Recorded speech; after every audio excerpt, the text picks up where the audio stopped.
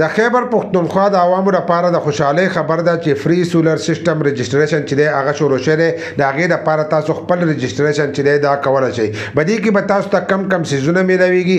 دا رجسټریشن به تاسو څنګه کوئ د دې په باره کې چې دا نننۍ زموږ ویډیو ده، ځکه زیاتر کسان بیا دا خبره کوي چې دا سیزونه چې دي دا مالدارو ته میلاویږي. لکه د بېنظیرې کفالت پروګرام روپۍ چې دي اکثر ځینې کسان وایي دا مالداره کسانو ته میلاویږي، ځینې وایي دا پیپل پارټۍ والا ته میلاویږي چې احساس کفالت پروګرامونو په هغې کې به وي دا پی ټي آی ورته میلاویږي. اوس دا سولر سیستم شروع شوی دی نو ځینې کسان وایي چې دا به پی ټي آی ورته میلاویږي، دا به خاص کسانو ته چې دی هغو ته میلاویږي. د څه د وجې نه وایي چې دی رجسټریشن نه کوي، دی د دې لپاره منډه نه کوي. نو که تاسو منډه تړله د دې لپاره نه کوئ نو دا کور ته چې دی دا چا لاسې نه راوړي. په پاکستان کې چې دی داسې کار نه دی چې ستاسو کور لا دا قسمه څیزونه او دا سهولیت چې دي دا راوړي. دا به تاسو ته خالي په پاکستان کې دا یو سهولت چې دی دا میلاویږي په کور دننه کې چې د پول یو ټکي چې دی دا به تاسو ته په کور کې میلاویږي او د ټوپک په زور باندې چې دی دغه به ټکي به تاسو ته کېږي. نور باقي یو شی چې دی هغه هم تاسو له کور ته چې دی څوک نه راوړي. د هغې لپاره به تاسو رجسټریشن کوئ، د هغې لپاره به تاسو منډې تړلې چې دی دا به وایي.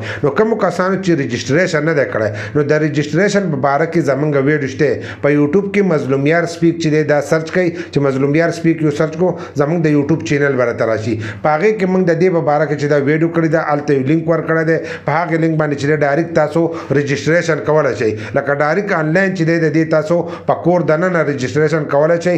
دفتر مفترو ته چې دی په دې پسې تله نشته، خو هلته کې هغه فایل کول او که هغه ډک کوئ او هغه ورولېږئ نو ستاسو رجسټریشن چې دی دا به وشي. چې کله دا ورکوئ نو بیا به دغه شی چې دی دا به تاسو ته فري میلاویږي. خو په دې کې به تاسو ته کم سامانونه میلاویږي. دا چې دی دا به تاسو ته شیشې درکوي، د شیشو چې کومه بجلي ده هغه به تاسو ته فري میلاویږي. ستاسو په کور به دغه شیشې لګي نو په هغې کې به تاسو ته ځینې څیزونه چې دي دا میلاویږي. دا چې دی دا سیسټم 2 کیلو واټه به دی، 2 کیلو واټه به لکه 2000 کیوي لکه 2000 واټه چې دی دا تاسو استعمالولی شئ. دا به تاسو له دومره بجلي چې دی دا به درکوي. په دې کې چې دی تاسو ته میلاویږي سولر پینل لکه شیشې چې دي دا به تاسو ته مکمل فري په دې کې میلاویږي. کومې شیشې چې د دې سره راځي هغه شیشې ورته میلاویږي.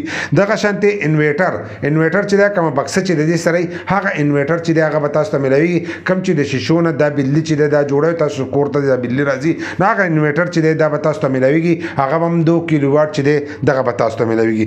دغه سره بیا چې دی وایرینګ د دې چې کم وایرینګ دی هغه وایرینګ چې دی هغه به تاسو ته د دې سره یو ځای میلاویږي.